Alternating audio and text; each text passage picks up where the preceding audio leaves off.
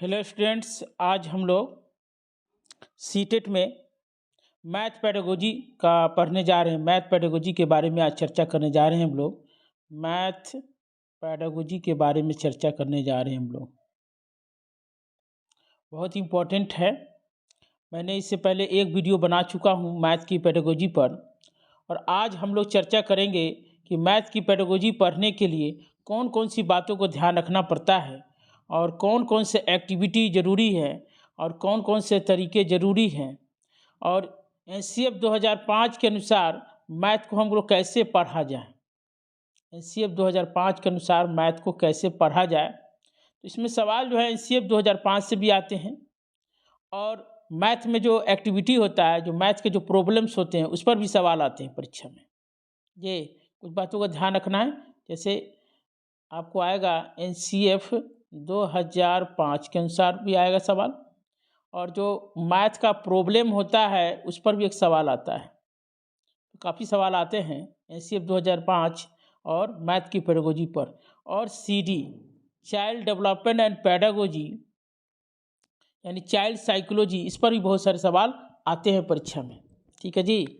तो दो तीन बातों, जब भी मैथ की पेडागोजी बनाइए तो ध्यान रखिएगा कि एनसीएफ 2005 क्या कहता है, उसके अनुसार से सोचना है। ठीक है जी। एनसीएफ 2005 क्या कहता है उसके अनुसार सोचने का प्रयास करना है, और मैथ का जो प्रॉब्लम्स है ये उस पर कैसे निर्णय लेना चाहिए, और दूसरा है चाइल्ड डेवलपमेंट एंड पेडागोजी यानी चाइल्ड साइकोलॉजी है, उस पर कैसे काम करना है, उस पर भी ध्यान देना है। ठीक है जी।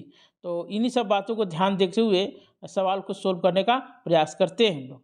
पहला क्वेश्चन पढ़ते हैं। गणित में त्रुटियों का एक महत्वपूर्ण भूमिका है। त्रुटि, आपको मैंने इस पर कई लेक्चर दे चुका हूँ, कई सवाल मैं सोल्व कर चुका हूँ। त्रुटि क्या है? त्रुटि जो है, अक्सर हम त्रुटि के बारे में ये बात करते, त्रुटि का मतलब होता है एरर, मतलब गलती। जब बच्चे जब गलती करते हैं तो हम लोग क्या कर देते हैं? डांट देते हैं। हम लोग क्या करते हैं? डांट देते हैं, पीट देते हैं, अंडरलाइन कर देते हैं, काट देते हैं। ठीक है जी। यानी इस सब चीज़ों से क्या होता है? बच्चों में हीनता का विकास होता है। क्या होता है?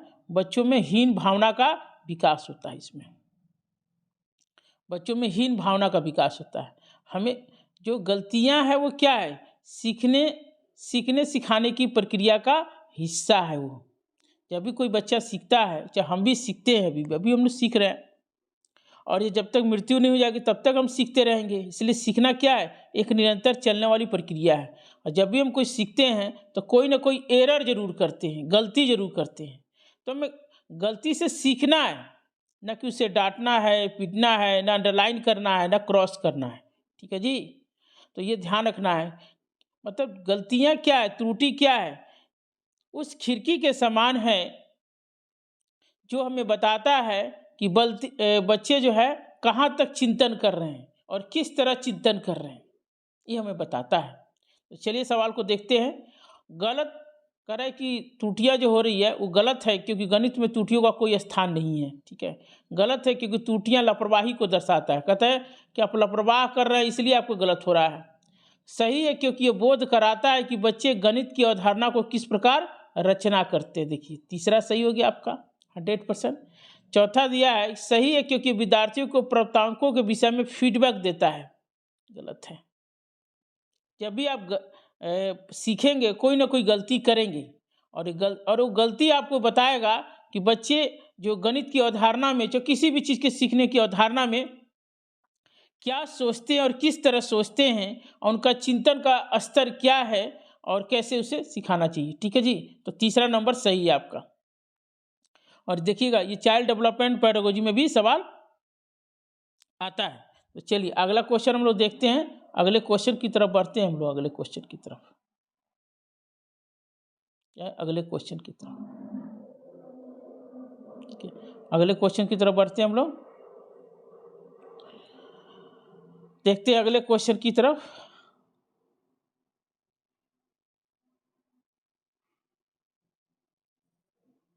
क्लियर दिख रहा है सबको?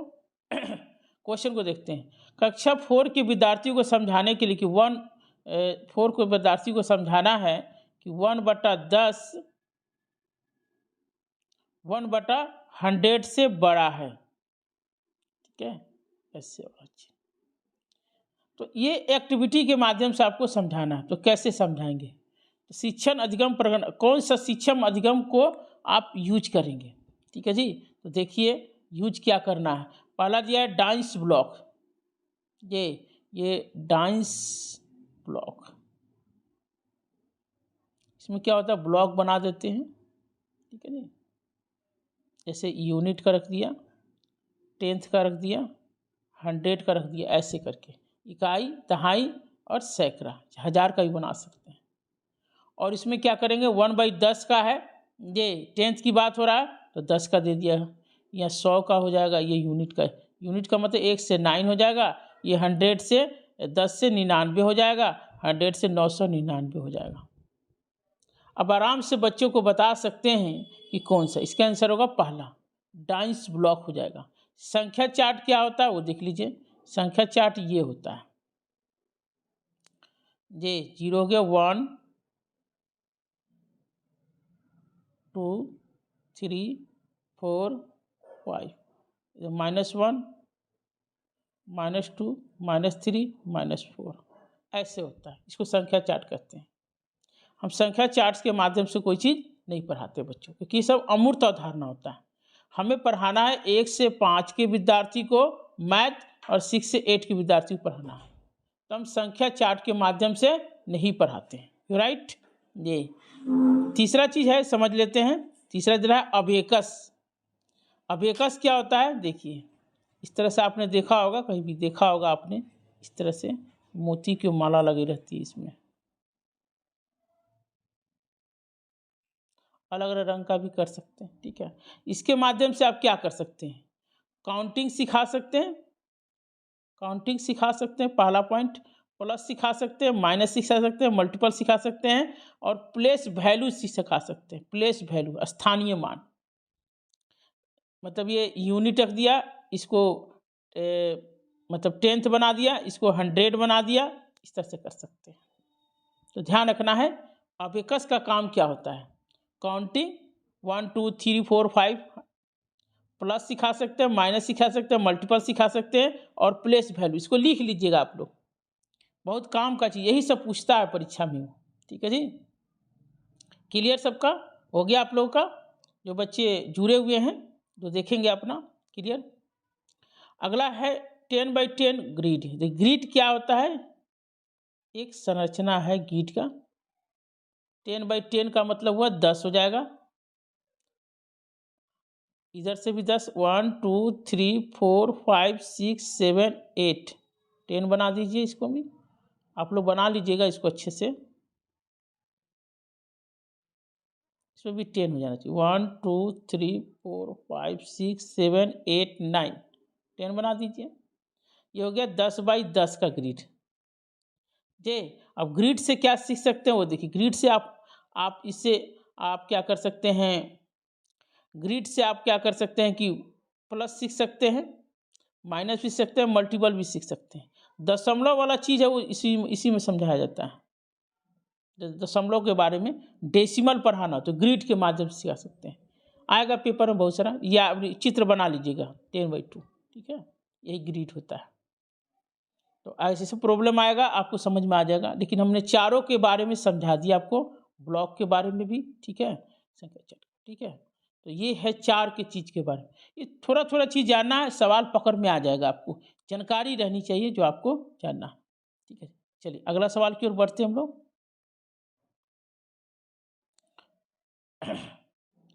प्राथमिक स्तर पर गणित की जो पहेलियां हैं वो क्या है, जो गणित की हम पहेलियों की बात करते हैं, पहेली क्या है ये पूछ रहा है। कक्षा के प्रतिभा संपन्न विद्यार्थियों की पहचानने में मदद करता है, गिफ्टेड चाइल्ड के बारे में, विद्यार्थियों को मनोरंजन प्रदान करने में, समस्या सुलझाने के कौशल को परखने में, समस्या सुलझाने के कौशल को प्रोत्साहित करने में। चौथा सही हो जाए। तीसरे और चौथे में समस्या हो सकती है, वो कह रहा है परखना है क्या कितना पानी में है, और चौथा दे रहा है कि प्रोत्साहित करना। हम पहेली इसलिए देते हैं कि बच्चों में प्रोत्साहित किया जाए, समस्या समाधान। पहेली में क्या होता है, एक समस्या देते हैं और समाधान करने के लिए उसे हम बताते हैं। तो हम इसलिए पहेली देते हैं कि बच्चों में समस्या समाधान का जो कौशल है वो और आगे हो जाए, और वृद्धि हो जाए, और संवर्धन हो जाए, और उसमें इंक्रीज हो जाए, इसलिए। ठीक है जी, चौथा आंसर हो जाएगा। चलिए अगला क्वेश्चन की ओर बढ़ते हैं हम लोग। एनसीएफ 2005 के अनुसार प्राथमिक विद्यालयों में गणित पढ़ाने का मुख्य उद्देश्य क्या है?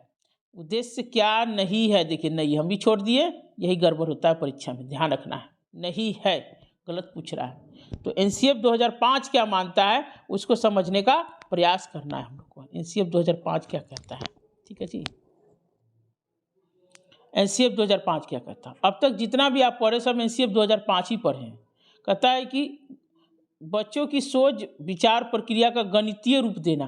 गणितीय का मतलब क्या होता है? सोचना, चिंतन करना, लॉजिकल बनाना, यही होता है। पहला लाइन तो सही है।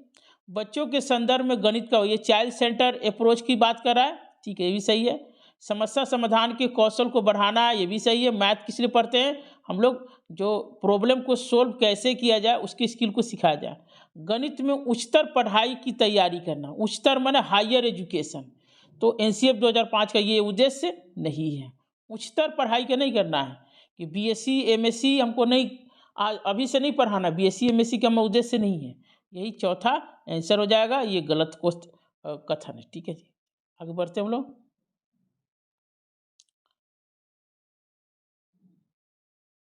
ठीक है जी, क्वेश्चन है ये, देखते हैं क्वेश्चन को।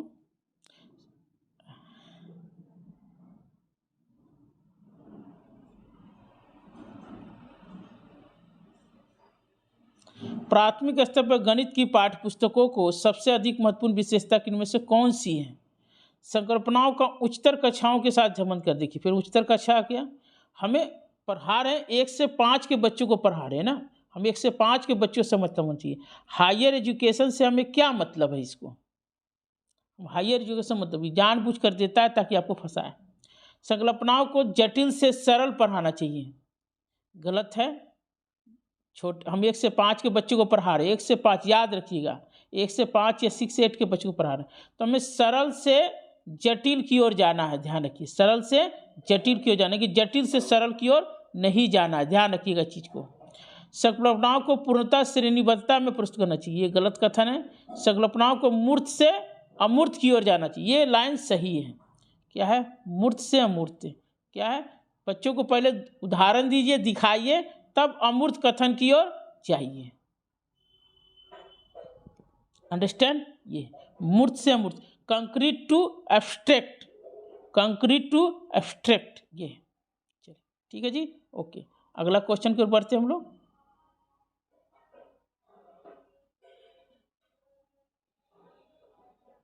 ओके, कह रहा है कि ज्यामितीय समझ को विकसित करने के लिए निम्नलिखित में कौन सा श्रेणी क्रम सही है? अब देखिए वेन हीले का ये डाल दिया है, और वेन हीले मैंने बताया था पहला क्या होता है। देखिए इसमें दिया है मानसिक चित्रण, तो मानसिक चित्रण हो जाएगा। दूसरा क्या होगा? विश्लेषण। तीसरा क्या होगा? अनौपचारिक निगमन। चौथा क्या होगा? औपचारिक। और पांचवा क्या होगा? दृढ़ता। वेन हीले ने बताया कि सबसे पहले बच्चों को मानसिक चित्रण माने विजुअलाइजेशन, विजुअल कराना। विजुअल का मतलब दिखाकर, हम बच्चों को अलग अलग चित्र दिखाएंगे, त्रिभुज का है, चतुर्भुज का है, वर्ग है, नहीं आयत है, इस तरह दिखाएंगे। फिर उसके आधार पर क्या करेंगे? विश्लेषण करेंगे, मतलब ये जो चित्र है, विश्लेषण का मतलब वर्गीकरण। फिर बच्चों को बताएंगे कि ये सब एक समान है कि अलग अलग हैं, तो बच्चे बताएंगे कि ये अलग अलग है क्योंकि ये 4 भुजा है, इसमें 3 भुजा है, इसके और इसकी आकृति में अंतर है। फिर उसके बाद क्या करें? अनौपचारिक निगमन करेंगे। तीसरा पॉइंट हो गया अनौपचारिक निगमन। इसको लेवल 0 बोलते हैं, इसको लेवल 1 बोलते हैं, लेवल 2 बोलते हैं, लेवल 3 बोलते हैं, लेवल 4 बोलते हैं। ये भी आता है परीक्षा में, ध्यान दीजिएगा। अनौपचारिक निगमन का मतलब यह हो गया हमें कि अब जो हमें आकृति की पहचान हो गई और उसका वर्गीकरण कर लिया, अब वो आकृतियों के बीच में हम संबंध स्थापित करेंगे। माने हम बताएंगे कि भाई आयत और वर्ग में क्या कोई दोनों बराबर है कि अलग अलग है, क्या संबंध है, तो ये बताएंगे। और चौथे में क्या करेंगे, औपचारिक निगमन में सूत्र निकाल देंगे। सूत्र का मतलब एक फार्मूला बना देंगे, सूत्र बन जाएगा। औपचारिक निगमन माने सूत्र होता है, ठीक है जी। और जितना माने नियम बन जाएगा, नियम स्थापित हो जाएगा, स्वयं सिद्धि बोलते हैं जिसको, स्वयं सिद्धि स्थापित हो जाएगा, ठीक है जी, स्वयं सिद्धि स्थापित हो जाएगा, ठीक है जी। तो इसका आपको देखिएगा वो आंसर जो होगा वो चौथा हो जाएगा। मानसिक चित्रण विश्लेषण, सॉरी नहीं, चौथा नहीं होगा।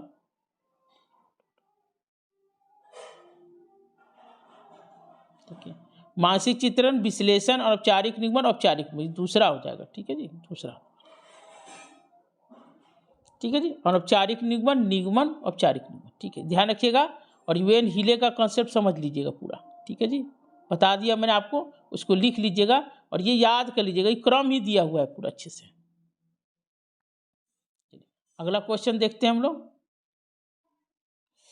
देखिए अगला क्वेश्चन ये कह रहा है कि बच्चों को आधा पढ़ाना, फ्रैक्शन का सवाल है। फ्रैक्शन माने भिन्न, बच्चों को आधा पढ़ाना, आधा क्या होता है, कैसे पढ़ाएंगे, ये तो अमूर्त चीज़ है और छोटे बच्चों को अमूर्त चीज़ समझ में नहीं आता, उसको कैसे पढ़ाइएगा, मूर्त तरीके से ना पढ़ाइएगा। मूर्त मैंने उसको दिखा कर पढ़ाइएगा। तो पहले आपको क्या करना पड़ेगा, देखिए ऑप्शन में 4 का ऑप्शन बनाया और क्रम से बनाया। तो सबसे पहले आपको देखिए क्या करना है कि ऑप्शन देखिए थर्ड दिया, फर्स्ट सेकंड दिया।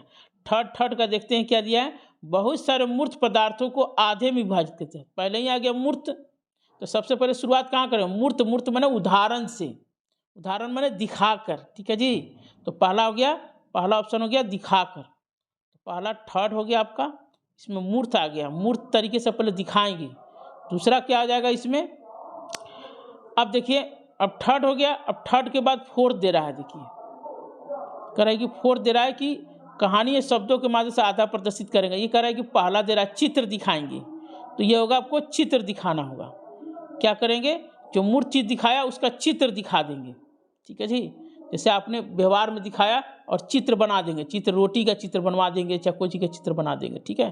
जैसे इस तरह बना दिया, इसको आधा कर दिया, दिखा दिया उसको। उसके बाद देखेंगे कहानी या शब्दों के माध्यम से आधा प्रदर्शित करेंगे। अब शब्द का प्रयोग करेंगे, अब शब्द के माध्यम से क्या करेंगे, अब हो जाएगा आपको फोर्थ हो जाएगा। इसके बाद फोर्थ वाला अति हो जाएगा, फोर्थ ऑप्शन हो जाएगा, फोर्थ जो है लाइन हो जाएगा, फोर्थ लाइन। कहानी या शब्दों को मतलब उसको वर्ड में बताएंगे, वर्ड में लिख के कि वर्ड में कैसे होगा, 1/2 कैसे लिखा था, 1/2 का लिखेंगे इसको, ठीक है। और उसके बाद क्या करेंगे, आपको जो है उसके बाद सेकेंड आ जाएगा, उसके बाद हाफ लिख देंगे इस तरह से, इसको शब्द में लिख देंगे, मेरे पास स्पेस नहीं है, शब्द में लिख देंगे, तब इसको सिंबल में लिखेंगे। सिंबल क्या है, 1/2, इसलिए आपका पहला वाला सही हो जाएगा। ये बहुत अच्छा सवाल है, सीटेट में हमेशा 2 सवाल आता है, इससे 2 सवाल कि बच्चों को कैसे पढ़ाया जाए। तो फ्रैक्शन एक बहुत बड़ी समस्या है बच्चों को पढ़ाने का, और ये बहुत सुंदर क्वेश्चन आपका, इससे सुंदर क्वेश्चन है ही नहीं। मैंने आपके लिए ब्रह्मास्त्र लाया है आपके लिए, मैथ का ब्रह्मास्त्र। क्या है, मैथ का ब्रह्मास्त्र है ये। अगर आप इसे समझ लीजिए, आपको कहीं कोई पढ़ने की कोई जरूरत नहीं पड़ेगी आपको। ये वीडियो रामबाण है, मैथ का ब्रह्मास्त्र है ये हमारा, ठीक है जी। इसको अच्छे से समझ लीजिएगा, हो जाएगा, ठीक है।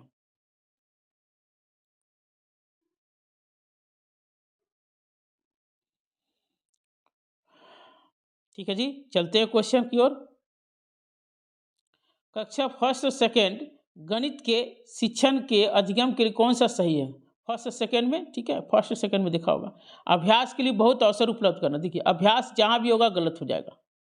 यहाँ एनसीएफ 2005 अभ्यास को नहीं मानता, क्या अभ्यास कराने से क्या होता है ना, बच्चे चीज़ों को रटते हैं, सीखते नहीं हैं, ठीक है।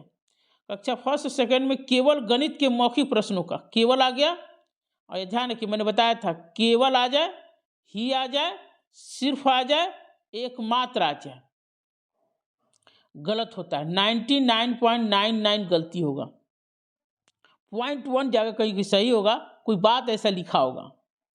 गणित का अन्य विषयों जैसे भाषा, कला आदि से समाकलन का इंटीग्रेटेड, समाकलन का मतलब इंटीग्रेटेड, मतलब जोड़ देना चाहिए, उसे जोड़ देना चाहिए। तो ये एकदम लाइन सही है, यही है सही। जब आप पहली और दूसरी क्लास के बच्चों को पढ़ाते हैं तो देखे होंगे भाषा में भी गणित है, क्या है, भाषा में भी गणित पढ़ाते हैं हम लोग, ठीक है। कला का विषय है, उसमें भी गणित है। जे भाषा में हिंदी हो गया, इंग्लिश हो गया, वहाँ भी गणित पढ़ाते हैं हम लोग। गणित पढ़ने में तो गणित ही नहीं है, गणितीय चीज, गणितीय सोच। गणित का मतलब क्या? चिंतन करना, सोच को विकास करना।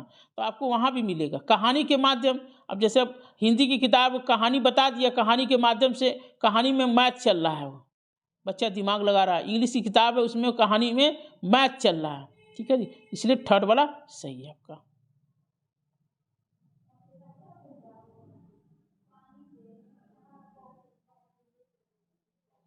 कह रहा है कि एक संख्या का दशमलव रूप में समझाने के लिए लिखित में कौन सी पूर्व की जानकारी होना जरूरी है? इसके लिए स्थानीय मान की जरूरी है। जैसे दशमलव 1 2 लिखिए, ऐसे लिखते हैं।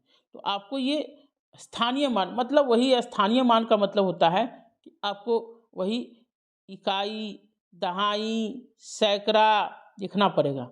आपको ये देखना पड़ेगा कि कौन सी संख्या इकाई पर है, कौन सी संख्या दहाई पर है, कौन सी संख्या सैकड़ा पर है। ठीक है, स्थानीय मान की जानकारी होनी चाहिए, पूर्व जानकारी।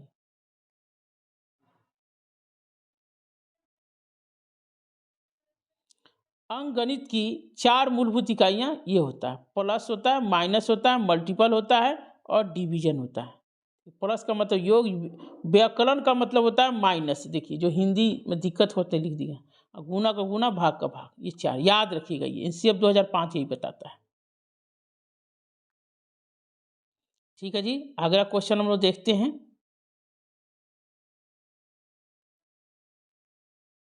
ये बहुत सुंदर क्वेश्चन दिया गया है, बहुत सुंदर क्वेश्चन है जो आपको देखना है। प्राथमिक स्तर पर लंबाई को मापना विषय पढ़ाना है, लंबाई पढ़ाना है आपको। तो लंबाई कैसे पढ़ाएंगे, ये सवाल दिया गया है इसमें। ठीक है जी, तो कैसे पढ़ाएंगे? ठीक है जी, तो इसका आंसर सेकेंड है। देखिए हम पहले बता देते, लंबाई मापना है। जैसे लंबाई ये पढ़ना, लंबाई को मापना है, तो पहले आप क्या करेंगे? देखिए ऑप्शन में पहले तुलना करेंगे। जैसे ए है, ये बी है, तो तुलना करेंगे, इस पॉइंट से लेकर इस पॉइंट से तुलना करेंगे। तो पहला हो गया तुलना, तुलना करना है, तुलना करेंगे ना ये दोनों के बीच में।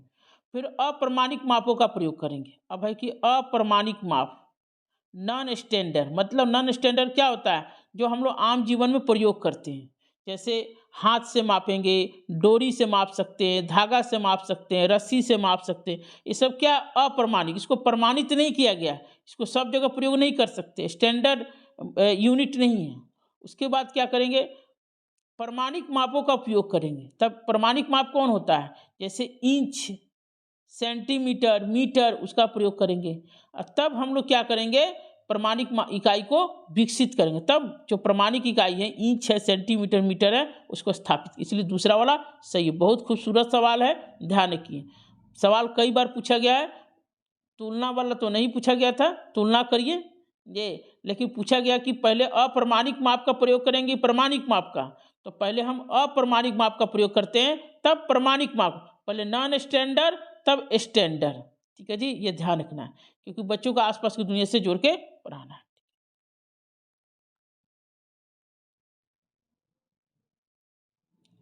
ठीक है जी,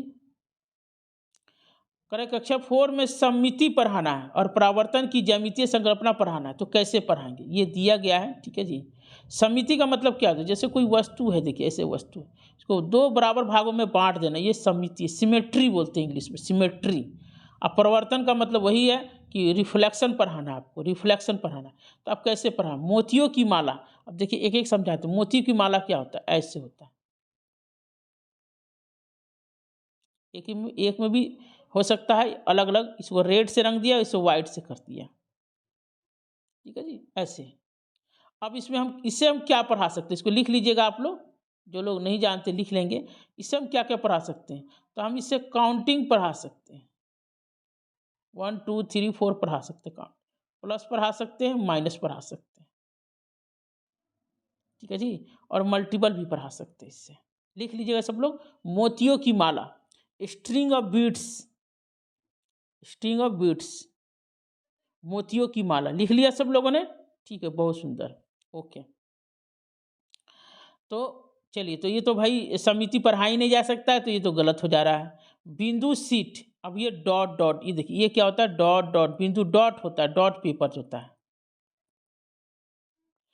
अब आपको समिति पढ़ाना है तो क्या करेंगे, दो ऐसे बना देंगे, ऐसे बढ़ा इसको बराबर, हो गया, पढ़ा दिया। आपको परावर्तन तो पढ़ा सकते हैं, परावर्तन है, ऐसे गया ऐसे निकल गया, ठीक है। तो दूसरा वाला आंसर सही है, ठीक है। सब लोग डॉट डॉट डॉट डॉट से, हम डॉट पेपर से बहुत सी डॉट पेपर से हम देखिए क्या समिति क्या है, ज्यामिति पढ़ा सकते, ज्यामिति पढ़ा सकते, ज्यामिति पढ़ा, ज्यामिति तो पढ़ा रहे हम लोग, समिति क्या है, ज्यामिति है। त्रिभुज पढ़ा सकते हैं डॉट से, इसी में त्रिभुज बना देंगे, ऐसे वर्ग बना सकते हैं इस तरह से। तो डॉट पेपर से हम ज्यामिति पढ़ा सकते हैं, मतलब आपको आयत पढ़ाना है, वर्ग पढ़ा सकते हैं। गिन तारा क्या है, वही गिन तारा अबेकस है। अबेकस तो बता ही दिया आपको पहले क्वेश्चन, पिछला क्वेश्चन में बता दिया अबेकस से क्या करते हैं। उस अबेकस में भी क्या करते हैं, काउंटिंग पढ़ाते हैं, प्लस पढ़ाते हैं, माइनस पढ़ाते हैं, मल्टीपल पढ़ाते हैं। अब क्या है, द्विमुखी ये, अब जो होता है काउंटर सरफेस होता है, बाई बाई काउंटर, जैसे एक ही सरफेस दिया उसमें अलग अलग रंग को दिखा सकते हैं, ठीक है जी। ये नहीं है, चलिए दूसरा वाला सही है, चलिए ओके।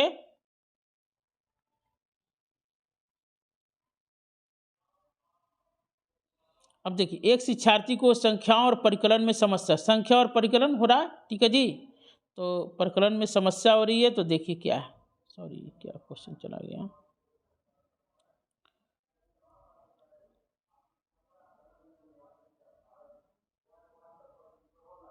आते हैं क्वेश्चन नंबर ये। यदि एक शिक्षार्थी को संख्याओं और परिकलन में समस्या है, उसमें समर्थता मतलब क्या है, मैथ में समस्या हो रही है, और मैथ के लिए क्या है, डिस्कैलकुलिए, बहुत अच्छा दिया है, लेखन में डिस्ग्राफिया याद कर लीजिएगा, डिस्कुलिए, दृश्य स्थानिक असमर्थता अलग हुआ, पठन क्षमता में डिसलेक्सिया। एक वीडियो भी बना चुका हूँ, उसको आप देख लीजिएगा, वीडियो बनाया हुआ है मेरा यूट्यूब पर, आप देख सकते हैं क्वेश्चन को।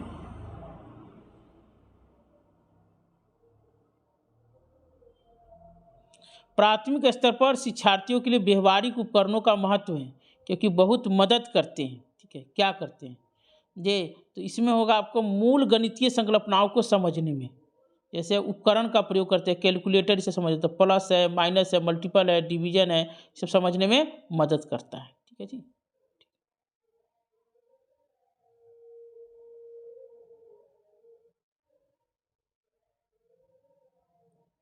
अब देखिए, खुला अंत वाला प्रश्न है, खुला अंत का मतलब, प्रश्न दो ही तरह के होते हैं, देखिए आप लोग याद रखिएगा, ओपन एंडेड क्वेश्चन, एक होता है क्लोज एंडेड क्वेश्चन, खुले अंत वाले, बंद अंत वाले। खुले अंत वाले का मतलब एक ही आंसर होता है, और बंद का होता है, सॉरी खुले, बंद का एक ही आंसर होगा, खुले का कई आंसर होगा। उसे हम कई तरह से चिंतन कर सकते हैं, कई तरह से हम समझ सकते हैं, कई तरह से उसका बिंदु निकाल सकते हैं, उसके होते हैं ओपन एंडेड। जैसे यदि पेट्रोल और डीजल खत्म हो जाए तो क्या होगा, अगर ये ऐसा सवाल पूछे तो ओपन एंडेड हो गया।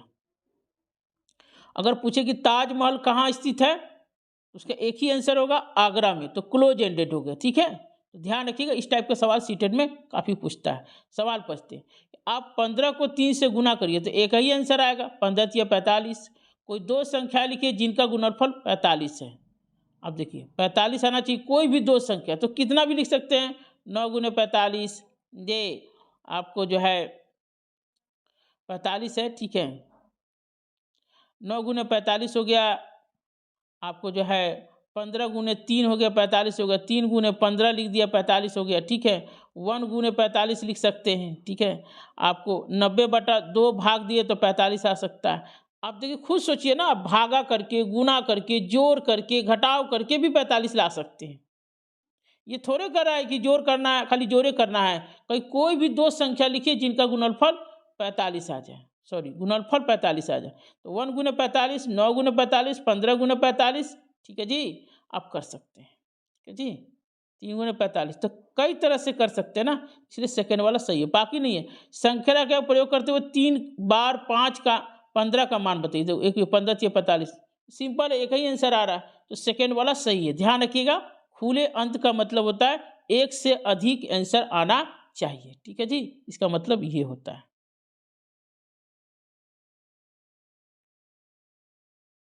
कक्षा 2 के कुछ शिक्षार्थियों को हासिल करने वाले 2 अंकों की संख्याओं को जोड़ में कठिनाई। अब जैसे देखिए 9, 2, 8, 9 ऐसे लिखा हुआ। अब बच्चे क्या करते हैं, 9 2 क्या 11 लिख देंगे, 9 8 17, ये तो सही है, लेकिन ये वाला क्या करेंगे, लिख देंगे। यानी कि उसको हासिल में समस्या हो रही है, हासिल की समझ नहीं आ रही है। तो कह रहा है कौन सा इसका ये हो जाएगा, तो कह रहा है कि जो हासिल करने वाले समस्या आती है, पुनर्समूहीकरण की प्रक्रिया की समझ का अभाव है, ये आंसर हो जाएगा। ठीक है जी, मतलब वो ग्रुप नहीं बना पाता। जैसे 9 2 11 हो जाता है, तो यहाँ पर एक लिख देना है और एक जो है अगले में जुड़ता है। ठीक है, ये इसकी समझ नहीं आ रही, यानी पुनर्समूहीकरण, ये रीग्रुपिंग जो है प्रोसेस उसको नहीं आ रहा। ये वाला ऑप्शन देने, ये हमेशा आता है सवाल परीक्षा में। ठीक है जी।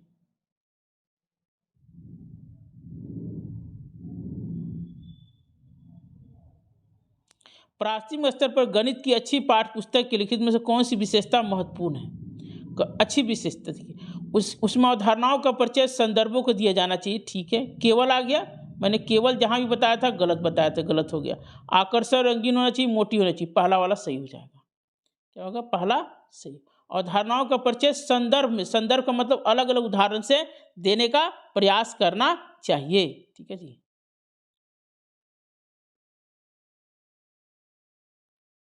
अब देखिए वेन हीले आ गया, वेन हीले तो मैं पहले ही बता दिया था आपको। वेन हीले का देखिए, देखिए ना, लेवल 1 लेवल 0 हो गया। अब देख रहे हैं मानसिक चित्रण लेवल हो गया, लेवल 1 हो गया। ठीक है जी। आपको विश्लेषण हो गया, लेवल 2 हो गया। अनौपचारिक निगमन हो गया, लेवल 3 हो गया। औपचारिक निगमन हो गया। ऐसे होता है। तो कह रहा है कि बच्चों को दिखा कर पढ़ाया जाए, दिखा कर पढ़ाएगा तो क्या होगा, मानसिक चित्रण हो जाएगा। इसी मतलब पहले लेवल 0 में ही तो होता है, बच्चों को दिखा कर पढ़ाते, लेवल 0। ठीक है जी।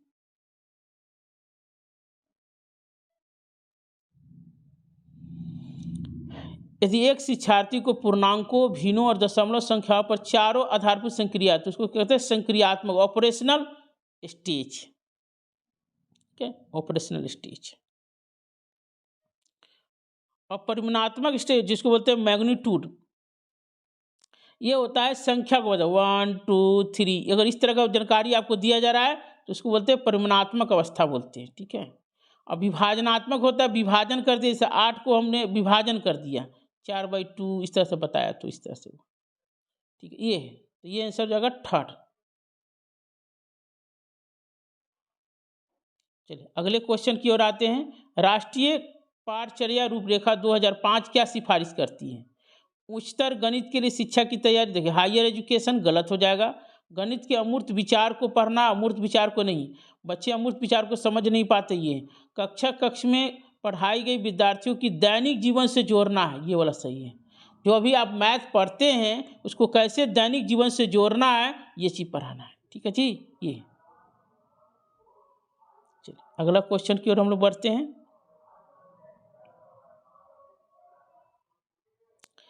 कौन सा संख्या की समझ का महत्वपूर्ण पहलू नहीं है? पहलू, जैसे संख्या पढ़ रहे हैं तो पंक्तिबद्धता का मतलब होता है सीरीज बनाना, 1 2 3 4 0 1 ऐसे बना, तो ये तो सही है समझ बनाने के लिए।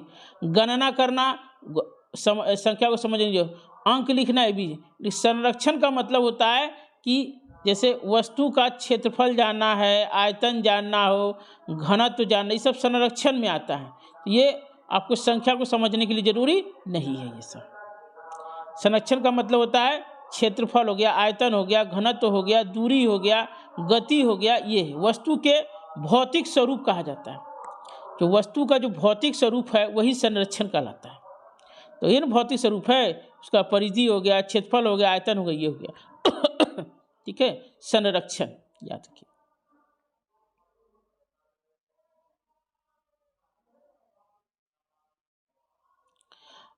अध्यापक ने कक्षा 4 के विद्यार्थियों को 36 टाइल्स दी, उन्हें सभी संभव आयतों के व्यवस्थित करने के लिए कहा। आप बताइए इसमें कौन सी संकल्पना को प्रयुक्त नहीं किया? अब देखिए मैथ है ये जैसे एक कमरा है ऐसे, उसमें 36 टाइल्स लगाने हैं ये, तो आप क्या क्या करना पड़ेगा आपको? ठीक है जी, तो आप क्या करेंगे, कमरे का क्षेत्रफल निकाल लीजिए और एक टाइल्स का क्षेत्रफल, एक टाइल्स है समझे, एक टाइल्स है। ठीक है जी, और एक टाइल्स का क्षेत्रफल निकाल लीजिए, कमरे का क्षेत्रफल निकाल लीजिए, ठीक है। और इससे भाग दीजिएगा तो आपको निश्चित रूप से आपको वो हो जाएगा। तो इसमें क्या करना पड़ेगा, क्षेत्रफल की जानकारी होना जरूरी है, ठीक है जी। एक टाइल्स का भी क्षेत्रफल निकालना पड़ेगा, कमरे का भी क्षेत्रफल निकालना पड़ेगा। दोनों से भाग देंगे तो कितने टाइल्स लगे वो भी पता चल जाएगा, ठीक है। ये हो गया। गुणनफल करेंगे, गुणनफल मेथड से भी करेंगे, ठीक है। गुणनखंड भी कर सकते हैं, बांट देंगे। लेकिन आयतन नहीं आएगा। आयतन इसलिए नहीं आएगा कि आयतन में क्या होता है, लेंथ, ब्रेथ और हाइट होता है, लंबाई, चौड़ाई, ऊंचाई, यही ना होता है आयतन में। और एक कमरे का जो हम लोग टाइल्स लगाना है, उसमें सिर्फ लंबाई और चौड़ाई की ज़रूरत है, लंबाई और चौड़ाई की जरूरत, ऊंचाई की ज़रूरत नहीं है। इसलिए आयतन नहीं होगा सवाल, ठीक है जी।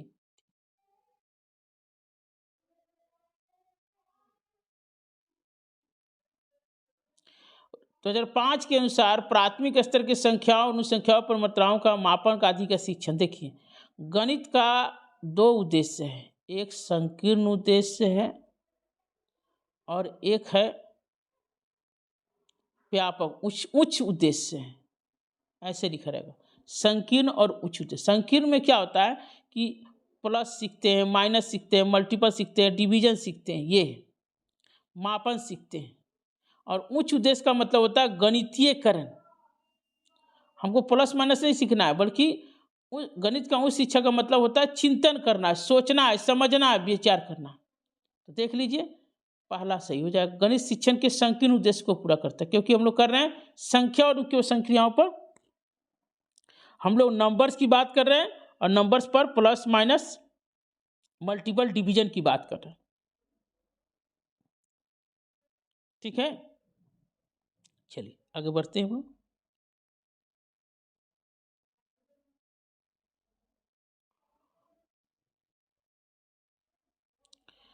अगला क्वेश्चन आते हैं।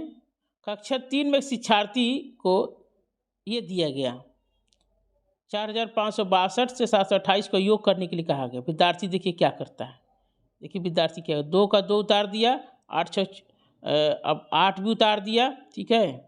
और देखिए किस तरह से हुआ है, इसको क्या चीज़ की कमी है इसमें स्थानीय मान की समझ नहीं है, क्योंकि 8 को 2 के नीचे लिखना चाहिए ना, 4 5 6 2। तो विद्यार्थी को 8 कहाँ लिखना चाहिए, तो 2 के नीचे लिखना चाहिए, लिख दिया कहाँ, 6 के नीचे।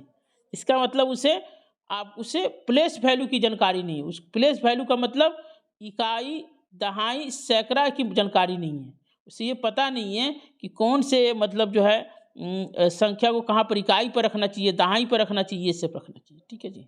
स्थानीय मान की अवधारणा की जानकारी नहीं है, ठीक है, ये आंसर होगा। और पुनर्समूहीकरण नहीं होगा, क्योंकि इसमें हासिल लेने की बात नहीं हो रहा ना, कैरी आउट करने की बात नहीं हो रहा।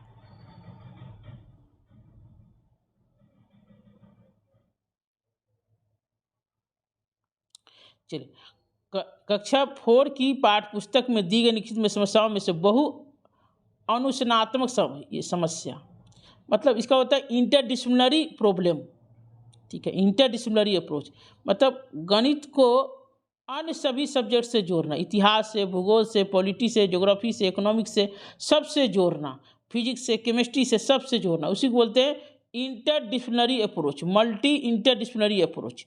तो किस में आएगा देखिए, अब दी गई आकृति के दर्पण छवि बताना है तो सर मैथे पढ़िएगा, इसमें भी मैथे पढ़िएगा, पहुँचे मत, लेकिन पहला वाला में आपका आंसर हो जाएगा।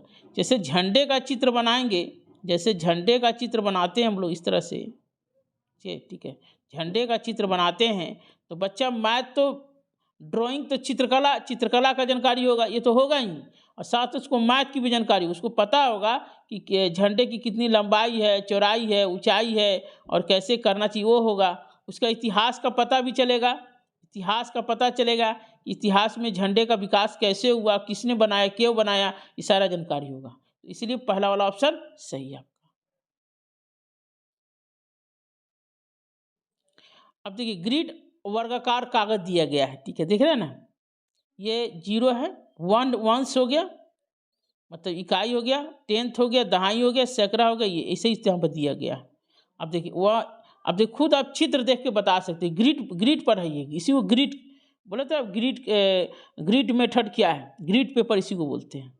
अब देखिए इकाई के स्थान पर कितना आ गया, 3, और दहाई के स्थान पे कितना आ गया, 1 2 3 हो गया। इकाई इकाई हो गया 3, दहाई हो गया 3, यानी 33 आंसर हो गया इसका। लेकिन सवाल ये नहीं पूछ रहा है कि ये किस ओर संकेत करता है, तो स्थानीय मान है। हम इस ग्रिड प्रणाली के माध्यम से स्थानीय मान को पढ़ा सकते हैं। तो ग्रिड पेपर के माध्यम से हम स्थानीय मान भी पढ़ा सकते हैं बच्चों को। ठीक है जी, ध्यान रखिएगा।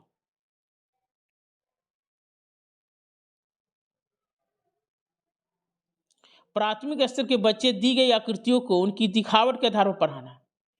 फिर वही हो गया, वेन हीले के मानसिक चित्रण हो गया। दिखा कर पढ़ाया जाएगा मानसिक चित्रण। ठीक है जी, दिखा के पढ़ाया जाएगा मानसिक चित्रण। चलिए अगला क्वेश्चन। हस्तपरक प्रतिमान, स्थिर चित्र, लिखित प्रतीक, मौखिक और लिखित भाषा, वास्तविक संसार की स्थितियां, ये सब दिया है कि गणित पढ़ाने के तरीके। तो पहला हो जाएगा गणितीय चिंतन के विचार के तरीके। गणित जब भी पढ़ाना होगा तो क्या, हस्तपरक मतलब एक्टिविटी, हैंड से एक्टिविटी पढ़ा सकते हैं, चित्रों के माध्यम से बता सकते हैं, सिंबल्स के माध्यम से बोल के पढ़ा सकते हैं, लिख के पढ़ा सकते हैं, रियल लाइफ से जोड़ के पढ़ा सकते हैं। इसलिए पहला वाला ऑप्शन सही है, क्लियर है।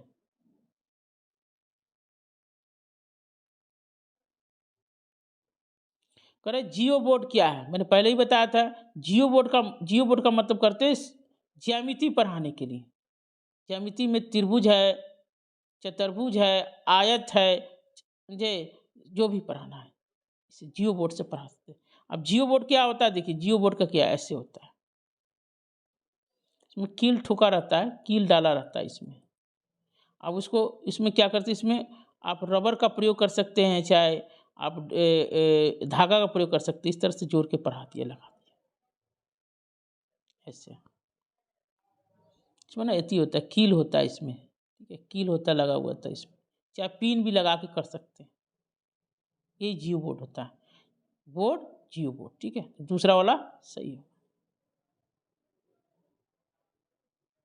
ये भी बहुत खूबसूरत सवाल है आपका।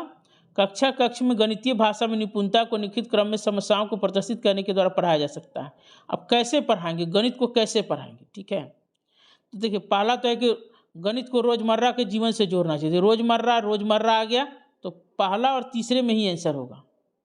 ठीक है, तो देखिए दूसरा और चौथा में क्या, दूसरा में दे रहा है सिंबॉलिक, सिंबल से नहीं, तो पहला और तीसरा में देखिए। तो पहले क्या करेंगे, रोजमर्रा से जोड़ेंगे, रियल लाइफ से जोड़ देंगे, तो पहला सही है। दूसरा कह रहा है क्या कि गणितीय स्थिति भाषा, और इसमें क्या कर रहा है, गणितीय समस्या समाधान की भाषा। तो गणितीयकरण की स्थिति भाषा होगा, फिर उसके बाद जो गणितीयकरण की जो भाषा होती है पहले उसको समझाएंगे। ठीक है जी, पहला ही आंसर सही हो जाएगा। गणितीय समस्या समाधान की भाषा, अब गणित जो समस्या का समाधान करना उसकी भाषा को जानेंगे, और तब लास्ट में सिंबॉलिक जाएंगे। लास्ट में सिंबॉलिक जानेंगे। अब इसमें क्या दिया है तीसरे वाले में कि गणितीय समस्या समाधान की भाषा, नहीं, पहले आपको ये जानना पड़ेगा गणितीयकरण की भाषा क्या होती है, पहले ये जानना पड़ेगा, तब जो समस्या का समाधान, तब उसकी भाषा, तब हम सिंबॉलिक लेंगे। तो पहला सही है, ये भी आई है, ये रिपीट होगा, दोबारा रिपीट होगा, 200% गारंटी। सवाल इसी पर पूछेगा, जैसे ही पूछ सकता, पूछ देगा कि गणित को कैसे पढ़ाना चाहिए, रोजमर्रा की भाषा। गणित पढ़ाते समय क्या करना चाहिए, तो आपको गणितीयकरण स्थिति भाषा जानना चाहिए, तब समस्या समाधान की भाषा, तब प्रतीकात्मक भाषा, लास्ट में सिंबॉलिक लैंग्वेज का प्रयोग होता है। ठीक है, ठीक है, आइए क्वेश्चन में देखते हैं। गणित में प्रकरण संबंधी प्रभावपूर्णता का अर्थ है नियमों और सूत्रों और कलन विधियों, कलन कीमतों का ज्ञान होना, ये ज्ञान होना। ठीक है, इसमें को लचीलापन दिया, इसका क्या मतलब, तो तीसरा हो जाएगा। लचीलापन माने फ्लेक्सिबल, फ्लेक्सिबल माने होता है एक से अधिक उपागों का प्रयोग कर सकते हैं, एक से अधिक तरीकों का प्रयोग कर सकते हैं, तीसरा हो जाएगा।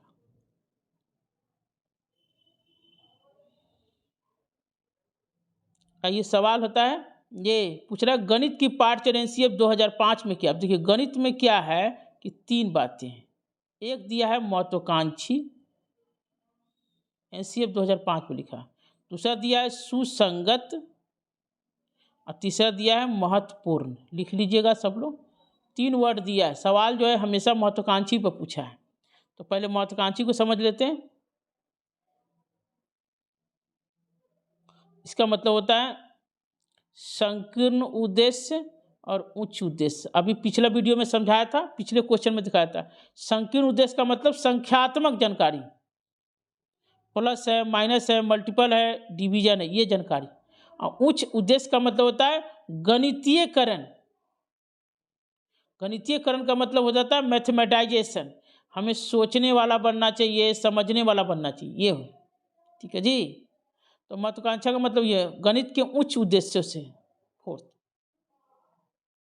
ठीक है जी, क्लियर रखिएगा, ये हमेशा सवाल आएगा। एक तो सवाल आपको पूछा है ना अभी कि संकीर्ण उद्देश्य क्या है, तो संख्यात्मक, संख्या से जुड़ा हुआ, प्लस माइनस मल्टीपल डिवीजन पढ़ना है। और उच्च उद्देश्य में गणितीयकरण को पढ़ना है। ठीक है जी। और दूसरा है क्या, सुसंगत। सुसंगत माने मैथ को अन्य विषयों से जोड़ देना है।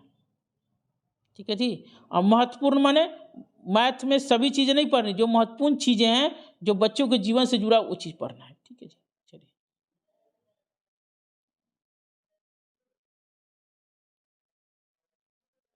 कक्षा 2 में सम संख्या और विषम संख्या की सपना पढ़ाना, सम संख्या, इवेन और ऑड के बारे में पढ़ाना है। तो कोई एक एक्टिविटी दिया गया है और बताना है। ठीक है जी। तो कह रहा रंगों के डिब्बों में क्रेयानों की कुल संख्या सम है या विषम है। एक्टिविटी दिया है पहला।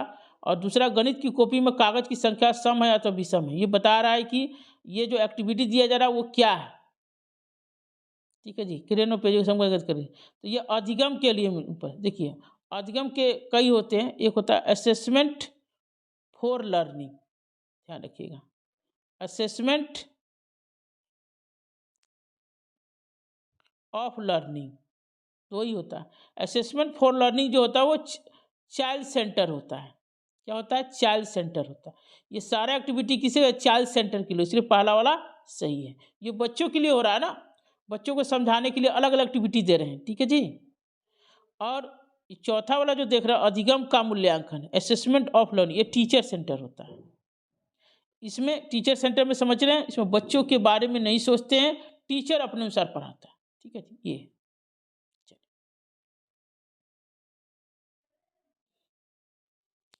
नीचे दिए गए चित्र में कुल कितने आयत है, ये सवाल पूछा गया है। तो किस टाइप का, ज्ञान का मतलब होता है तथ्यात्मक जानकारी। देखो, जैसे हम लोग क्या करते हैं ना, कई तरह से जानते हैं। जैसे प्रश्न भी कई तरह के होते हैं। एक पहला होता है ज्ञानात्मक प्रश्न होता है। क्या होता है, इसमें हम तथ्यात्मक जानकारी प्राप्त करते हैं। जैसे पूछ रहा है कि भाई शिक्षार्थियों के ज्ञान, मतलब इसमें ये तथ्यात्मक जानकारी पूछना चाह रहे थे। तथ्यात्मक जानकारी तो पूछ नहीं रहा है, ये कह रहा है कि शिक्षार्थियों की समझ की योग्यता। दूसरा जो प्रश्न होता है वो होता है समझ, अंडरस्टैंडिंग। समझ का मतलब, जैसे चित्र को देखकर हम बता सकते हैं कुल कितने आयत हैं। इसका आंसर हो जाएगा दूसरा हो जाएगा, सॉरी। और तीसरा दिया है, तीसरा प्रश्न होता है सृजनात्मकता, अनुप्रयोग होता है। इसमें बच्चा रचना करता है, चिंतन करता है। तो ऐसे रचना करने वाला तो बात कहा नहीं जा रहा है कि आप आयत से कितना आयत बना सकते हैं, वर्ग बना सकते हैं, ऐसा कोई रचना करके बताइए, ऐसा नहीं कहा जा रहा है। इसलिए सेकंड वाला सही है, ध्यान रखिएगा। प्रश्न 3 तरह के होते हैं, ज्ञानात्मक प्रश्न, दूसरा आपको समझ वाले प्रश्न, और तीसरा सृजनात्मक प्रश्न। ये 3 ही तरह के प्रश्न होते हैं। इसमें पहले वाले में तथ्यात्मक होते हैं, दूसरे वाले में कंप्रीहेंड करते, समझते हैं। और तब ये तो इसका उदाहरण देख सकते हैं, समझ कर हमने बता दिया। और सृजनात्मक माने रचना करना होता है। कोई चीज़ रचना करने के लिए कहेगा, कोई चीज़ बनाने के लिए कहेगा, कोई चीज़ निर्माण करते, निर्माण करने के लिए तो बोल ही नहीं रहा है ईश्वर, इसलिए दूसरा से। चलिए अगला क्वेश्चन देखते हैं। देखिए, फिर कह रहा है भिन्न की इकाई पढ़ाना है कि इकाई पढ़ा रहे क्षेत्र, कह रहा है कि 5 गो भिन्न लिख के ले आइए, टीचर कह रहा है। ये किस टाइप का प्रश्न है। अब देखिए, प्रश्न भी 2 तरह का होता है। एक देखिए निम्न स्तर का प्रश्न होता है, एक होता है उच्च स्तर का। निम्न स्तर में क्या होता है, तथ्यात्मक प्रश्न होते हैं।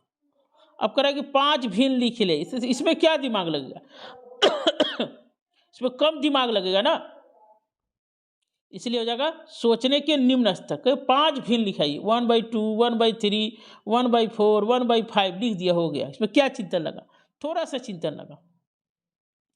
लेकिन इसी पर आप कहेंगे कि भाई भिन्न पढ़ाना है तो आप कैसे पढ़ाएंगे, कुछ चित्र द्वारा पढ़ाइए, तब आपको दिमाग लगाना पड़ेगा।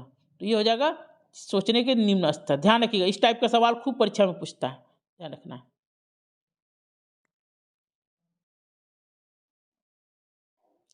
शिक्षक ने 4-5 में समाचार पत्र वितरित करके छात्रों से बाद में मैच मतलब समाचार दिखा दिया और टीचर बच्चों को कहा गया कि दंड आरेख से बताइए, दंड आरेख करके ऐसे ऐसे। तो ये क्या कर रहा है? तो पहला हो जाएगा छात्रों की वास्तविक जीवन और गणितीय संकल्पनाओं के बीच संबंध जानने में मदद करेगी।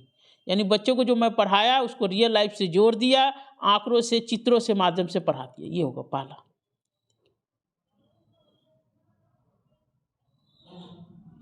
किसी छात्र को दी गई संख्याओं को पढ़ने के लिए कहा गया 306, 400, ये तो क्या पढ़ रहा है? 30, 6, 40, 8, 400 और ये पढ़ रहा है। इसका होगा फोर्थ। स्थानीय मान की संकल्पना को समझता, अगर समझता तो ऐसे पढ़ता है, ये इकाई, दहाई, सैकड़ा, हजार, 4000, 10, 4008, 408 ऐसे पढ़ता है। लेकिन पढ़ क्या रहा है? 30, 6, 40, 6, 8 ऐसे पढ़ रहा है। तो ये फोर्थ आंसर सही होगा। ठीक है जी। अब देखिए ये दिया है लिखित पर विचार के 5 + 3 बराबर क्या होगा? देखिए इस सीमित उत्तर प्रश्न का मुक्त कैसा होगा? मुक्त पूछ रहा है। अभी बताया था कि सवाल दो ही तरह के होते हैं, बंद उत्तर वाले और एक होते हैं आपको मुक्त उत्तर वाले। मुक्त वाले में क्या? एक से अधिक। अब कह रहा है कि 5 और 3 को मुक्त बनाना है, कैसे बनाएंगे? देखिए 5 और 3 का योग बताइए, तो इसका एक ही आंसर आ जाएगा, तो ये बंद वाले हो जाएंगे। 5 में क्या जोड़ा जाए कि 8 प्राप्त हो जाए? ठीक है जी। तो ये भी होगा, 5 में 3 जोड़ देंगे तो 8 हो जाएगा, एक ही आंसर आ रहा है, ये भी होगा बंद उत्तर। कोई दो ऐसे संख्या बताइए जिनका योग 8 होता। अब यहाँ ड्रामा हो जाएगा, ये एक से अधिक आंसर होगा। देखिए 1 में 7 जोड़िएगा तो 8 आएगा, 2 में 6 जोड़िएगा तो 8 हो जाएगा, 5 में 3 जोड़िएगा तो 8 हो जाएगा। ठीक है जी, क्लियर हुआ चीज़ें? 2 हो गया, 3 हो गया, 4 में 4 जोड़िएगा 8 हो जाएगा, 5 में 3 जोड़िएगा 8 हो जाएगा, 6 में 2 जोड़िएगा 8 हो जाएगा, 7 में 1 जोड़िएगा 8 हो जाएगा। समझ रहे हैं? तो ये हो जाएगा तीसरा सही। ये ध्यान रखिएगा, ये सवाल जो आ रहा है फिर आता है दोबारा, ये सवाल इम्पोर्टेंट है। ठीक है जी, मेरे समझ से हो गया क्वेश्चन सारा ये। तो हमारा ये बताना है कि मैंने पूरा कोशिश किया आपको, और इस पेडागोजी को बार बार पढ़िएगा। ये गणित का ब्रह्मास्त्र है। ठीक है जी, ये गणित का ब्रह्मास्त्र है। इस वीडियो को ज़्यादा से ज़्यादा आप बच्चों तक पहुँचाइए। लास्ट टाइम के लिए बहुत बेहतरीन वीडियो है ये। और जो मैथ में, जिनको मैथ में क्या होता है, मैथ में आपको सवाल जो आता है वो 15 क्वेश्चन जो है न्यूमेरिकल आता है, 15 क्वेश्चन पेडागोजी आता है। बच्चा इसी में फंस जाता है जाके। अब 15 क्वेश्चन अगर आप बनाइएगा, ध्यान रखिए, अगर 15 क्वेश्चन अगर न्यूमेरिकल बनाइएगा तो कम से कम एक क्वेश्चन में 1 से 1.5 मिनट तो लगेगा ही लगेगा आपको। तो जोड़ लीजिए 15 दूना 30, यानी 25 मिनट तो यही खा जाएगा। और एक क्वेश्चन के लिए 1 ही मिनट है आपके पास, और आप 15 क्वेश्चन बनाइएगा, 25 मिनट 30 मिनट लग गया और हाथ में आया 10 नंबर। समझ रहे हैं ना? तो समय भी गया और नंबर भी कम आया, तो फेल होने की संभावना। इसीलिए मैथ के प्रॉब्लम में ज़्यादा फंसने की कोशिश मत कीजिएगा। आप पेडागोजी 15 क्वेश्चन जो पेडागोजी है उसको 15 में 15 बनाइए, इसको इतना विकसित कर लीजिए। और जो मैथ बनने वाला है उसको बना लीजिए, उलझिएगा नहीं। ये फिर मैं बता रहा हूँ, ये इसी को समझिएगा। Okay, thank you.